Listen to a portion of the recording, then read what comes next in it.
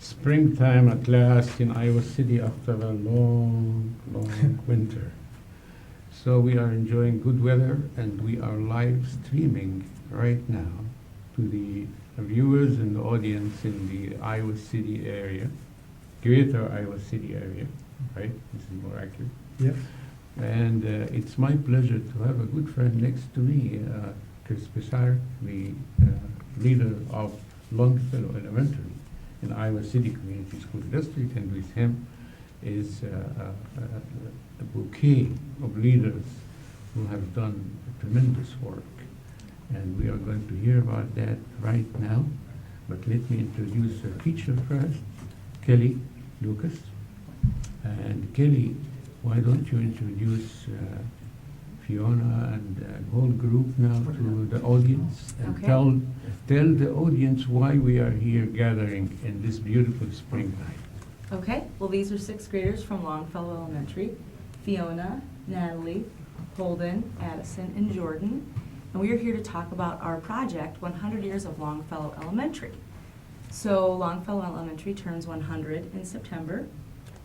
And last year, Mr. Pizarnik came to me and said, I'd really like to do a project for our 100-year anniversary. Maybe a book, a website, I don't know yet, but I want to do something. What do you think? And I said, well, I think our sixth graders are up to it. So we kind of started the research project last summer. I did a little background research. And so far this school year, this crew, along with the rest of our sixth graders, have been responsible for deciding what our book was going to be, what we wanted it to contain, getting the word out to the public so we could ask people to come in and be interviewed or to submit their stories. They researched Longfellow history, they researched world history, U.S. history, local history. They've interviewed people, they wrote up those interviews. We had people from across the country, from other countries, submit their stories to us, and the kids have put those together. And we've gathered pictures, and we're putting it all together in a book. I was very enthusiastic when Chris talked to me about your research, because I am really a student of history, and Henry Wordsworth Longfellow was one of my heroes when I was in the writers' workshop in Iowa. And I think I wrote an essay about his work, 19th century American leading poet, born 1807 and died 1882. He has a troika or trio of poems that he wrote. One of them probably most of our audience are familiar with, and that's the Polar Breeze Ride. And another one is called the Song for Two Hiawatha. And the third one is Evangeline. And those three poems are rich historic poems that made Longfellow a huge name in the history. Although he's from New England, but he influenced a lot of movements, including the Writers' Workshop in Iowa here. So we all go back to history. And what do you feel about this project before our heroes start to talk? I've been excited about this project since day one. Like Ms. Lucas said, we came together kind of at the toward the end of the year last year, or middle of the year last year, and said, you know, this is going to be a huge celebration for us. We're getting our building is being renovated this year. We opened our doors to students September 9th, 1918, and we're looking forward to celebrating September 9th, 2018. And we wanted to do that in a pretty special way. And so we talked and we brainstormed, and we thought that a book, kind of a collection put together by our sixth grade group, would be an excellent way to celebrate that. And so it's been a really exciting process for me to be on the outskirts of. But I have to give all the credit, of course, to Ms. Lucas and Mr. DePringer and the sixth graders who have, they've really jumped right in and done a phenomenal job with this project. So let us see, let's start with Natalie. Natalie, tell me about your research and how did you start, and what was your main interest? Well, we started by kind of getting information on how, like, our timeline. We had 1966 to 1977, and we kind of started how the prices and how their Economics and yeah, pretty much in that part. And I think that was my favorite because it was kind of like a lot of writing and a lot of like tacking down because was there any surprises in the information that you got when you compared? it was really surprising because like some of the cars were only like a few $100s, and now they're like over 1,000. And it's kind of funny how the evolution of how like it was there was like less money back then, but now there's like billions of dollars now. Great. And Fiona, you've done some research in the area too. What did you do? Well, my group's timeline was 1978 to 1987, and we got to research the Space Shuttle Challenger disasters and other things like in that area of time. And so it was interesting, like reading all the news articles about that. Like, Did you use the library or the internet or the resources? we mostly used the internet. Okay. And you got some kind of videos and so forth, right?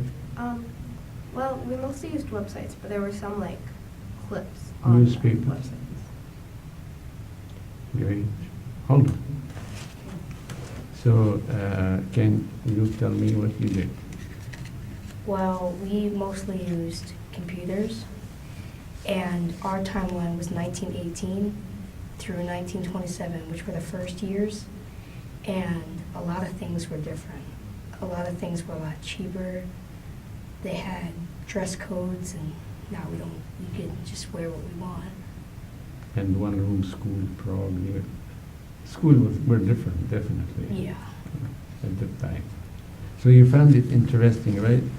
And I think Mr. Prezarek and Kelly, you brought a lot of documentation that we are going to see later after we introduce the real heroes here. Addison, go ahead and tell us.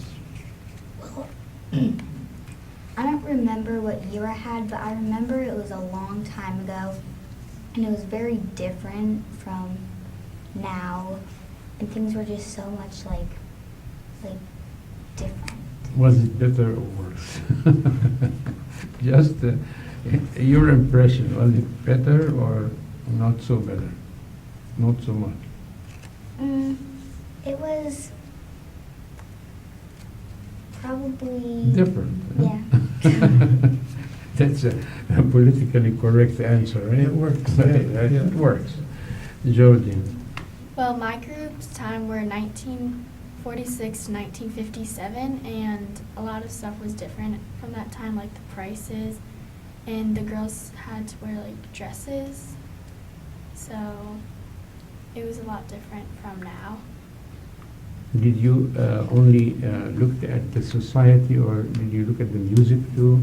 This is a very good time when the music started to change and rock and roll movement. Did you explore this part or not? Not really. Yeah, maybe the next step, right? Every So- group had a 10-year increment, and so they were kind of in charge of finding national news, world news, United States news, and local news. So some groups did. I know that one of the groups talks a little bit about the Beatles breaking up, Right. and so it really depended upon which Area. 10-year increment you had, and the kids kind of explored whatever interests them. So we did a lot with the University of Iowa Digital Archive, so we would go through the Daily Iowan, and they would look for articles in their 10-year increment, and just whatever interests them, they would put in there. What was the, back to you, Natalie, what was the most, let us say, exciting thing about your research? I mean, the thing that you really remember vividly And what was the thing that was not so good? Well, what I really enjoyed about the research was the interview of the people, because they have such good stories and so much information that you can't get from like a book or online.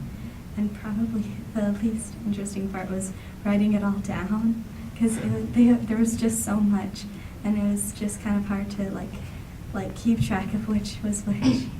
So stay with me. Now take me as an audience now and tell me, you mentioned the word interview, right?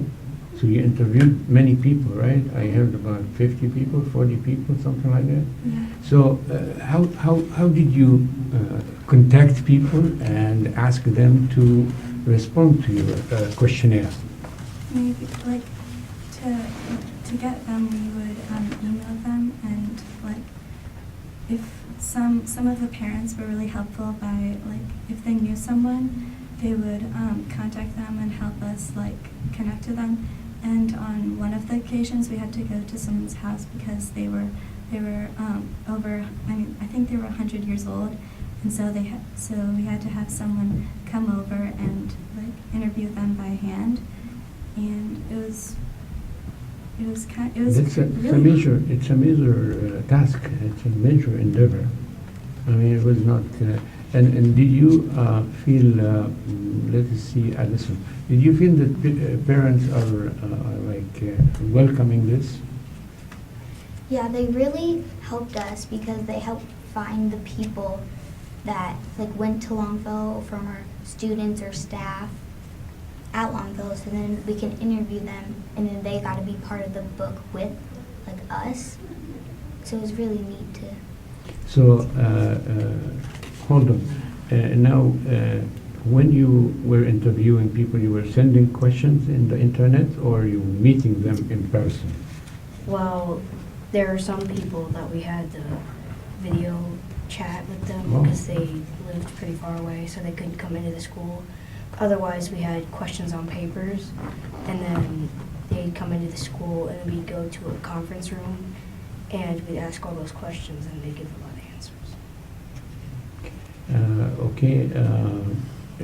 Let us see a part of the documents now that you brought with you, and if we can finish the documents and continue our conversation, we'll give chance for people who didn't speak enough to speak more. So by the time Mr. John Karhoff would show us the documents, I would like one of you to tell me how did your own parents see the effort that you did? Were they appreciative? Did they feel that it's a learning experience and appreciated it, or they thought, well, that's taking too much time from your homework, from your rest time, from your activities? Who would like to address that? Go ahead. I mean, we get a lot of time at school to do this, so it's not really taking much time away from home, and yeah, that's pretty much it. So they were happy with what you're doing. Yeah, I mean, they're going to be a lot more impressed when they see the book and the website come out. I think by the time we are going to finish these documents, we'll go back to ask you further questions if we have enough time. So, Kelly, would you please talk over this and tell us what we are looking at right now? So what we have is, we just kind of pulled some of our best pictures from a lot of different time frames. So this is one that, if I'm not mistaken, this was back in the early 1920s. And this is a group of students standing in front of, Chris, help me out there, would you say this is probably the So probably be the north door? probably the south South door? set of doors. So these were, and so most of our images were submitted by people that we interviewed. Some of them we got from the Historical Society. This is another class that somebody submitted this to us, and I believe this one was the 30s, maybe this was the 40s. This was one, this was a little girl who, one of her friends actually submitted this picture, but she said we could use it. This was kindergarten, and when students started at kindergarten, they got one of those little bags. From our research and talking to other people I know, there were other years where they got a Longfellow beanie, so I think they always had something that they gave out to the students. This is from a graduation book that a student sent us copies of. So when they had their 6th grade graduation, they would get a book that had the program for the 6th grade graduation in it, and it would have a place where all of their peers could sign it. And this gentleman who submitted this one graduated in 1954, and this was the picture on the front of the book. Excellent. This is another one from the 1920s, and if I'm not mistaken, I believe this is probably one of the earliest pictures, if not the earliest picture that we have of Longfellow. One of the things that I like most about this picture is when we went and toured the building now that it's being remodeled, it was amazing to see how close they got on the windows with the remodel to what they are in that picture right there. And there's also, I believe, a barn in the background of that one, which is kind of cool. So there's going to be a couple pictures that are on this background. You can tell that they were a scrapbook. This is kind of a cool thing, and Chris, you could probably explain how we came about this scrapbook a little better than I can. Yeah, so this is one of former student. Her name was Martha Hiscock, and this was a scrapbook that her parents had kept for her as she was growing up and going through school. This ended up, after she passed, it ended up in an antique store, I believe, and actually a Lemmy Elementary parent picked it up and noted that it just had a lot of history in it about Longfellow, and so it was given to one of our board members who has a child at Lemmy, and so she passed it on to Paul Ressler, and he brought it over, gave it to our before and after school director, who gave it to us, and so we were able to pull a lot of really neat history out of this book that we wouldn't otherwise have had the opportunity to see and learn from. So there's some report cards. I think Kate Wickham was one of her teachers. So Right, I think the report I card saw was that. signed by Kate. Yeah, that was very intriguing. But in the meantime, I want to say it's a good work that Paul does as a leader in the board of directors of board of education to get involved in a project like this. You know, that's really Yes. appreciated. This one is from the 80s, which you can probably tell by the kid with the boombox on his shoulder. This one was actually, I think, in the front of one of our 6th grade books. We have a bunch of our old yearbooks and 6th grade books, so I scanned this one out of there.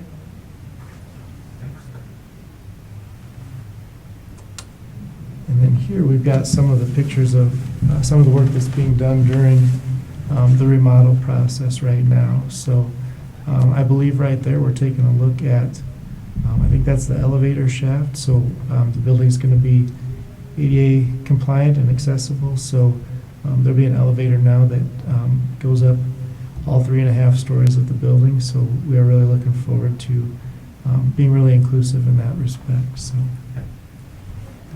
here's a shot of part of the addition. The original building with, after the 1947 addition, part of the original building, that about 33,000 square feet, 34,000 square feet.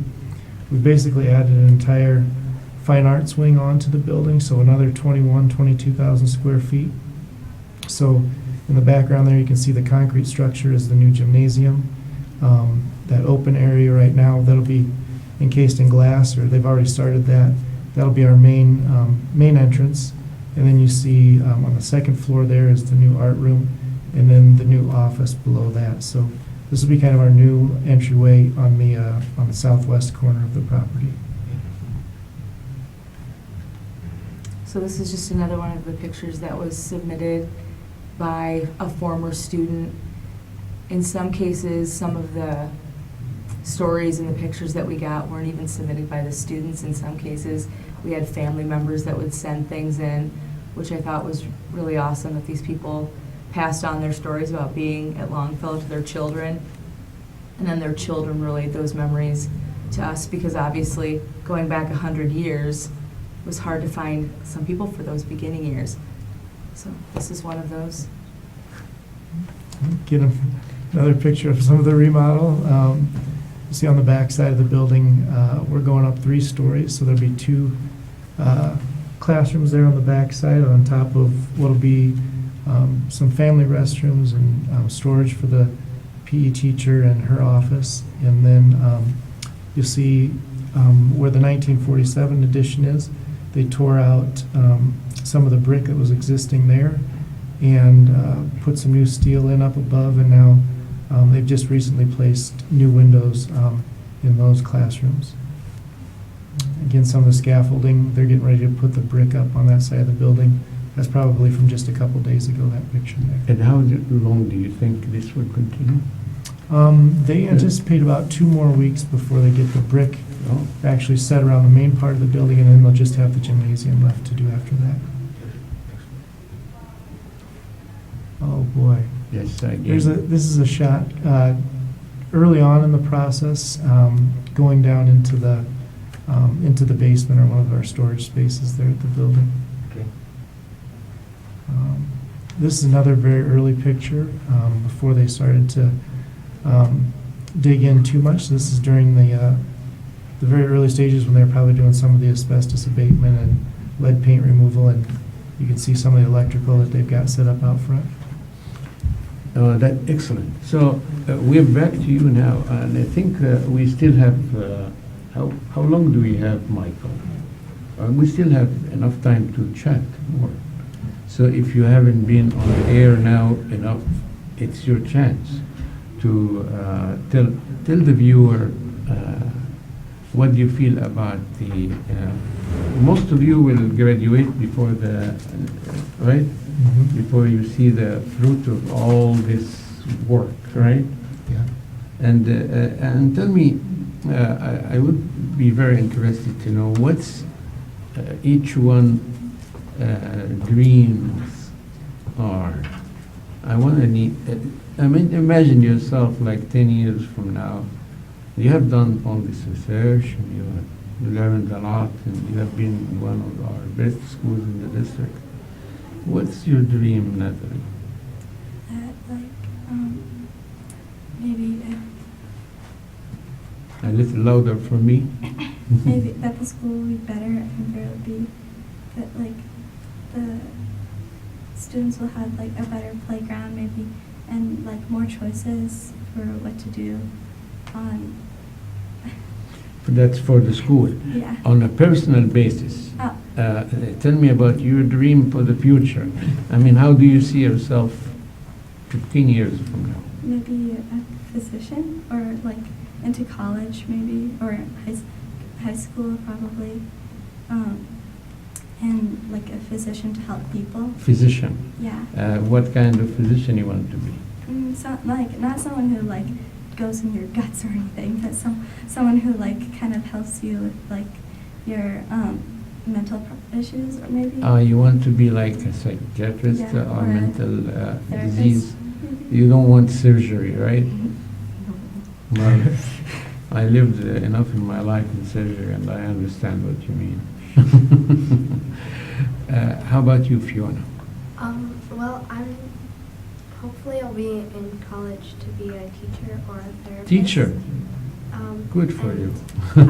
I want to like show the book if I get like with my friends and stuff like that I didn't have in elementary school, and like when I have kids, I want them to be able to read the book, so that like if they go to school at Longfellow, then they can like tell the stories about when their parent was a kid.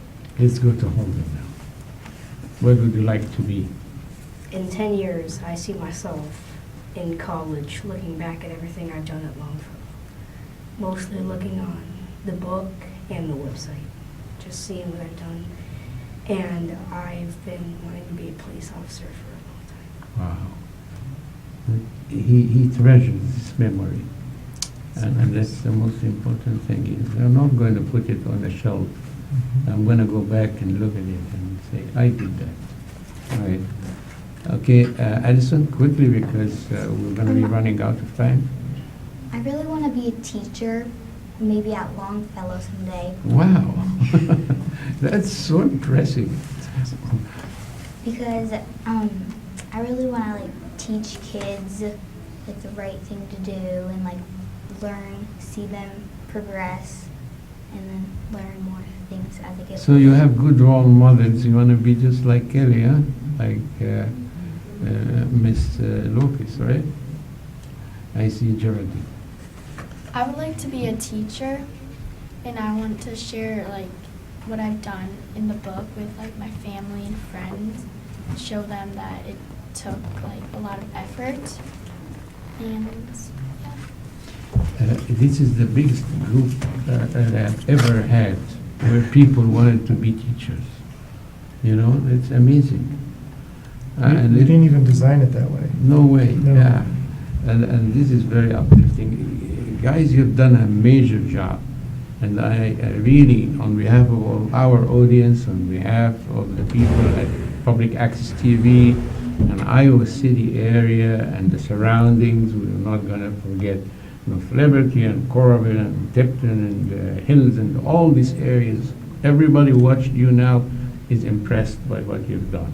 You have to be very proud, and I'm sure your parents who are watching now will be very, very proud of you. And on this note, I can thank you enough, Chris and Kelly, for the great effort, Natalie, Fiona, Jordan, and Holden, and Addison, right? You have done a marvelous job, and thank you very much. This will be on YouTube again, so you didn't miss anything. You can click on it tonight and see it. Will be on Channel 18, Channel 21, Public Access TV website. Thanks to Mr. Michael Peterson, Mr. John Kerhoff, the father of this show, who's behind this glass window, and to Public Access TV family that give us all this beautiful studio and the chance for your work to be shown to the community. Ladies and gentlemen, have a wonderful rest of the night in Iowa City springtime.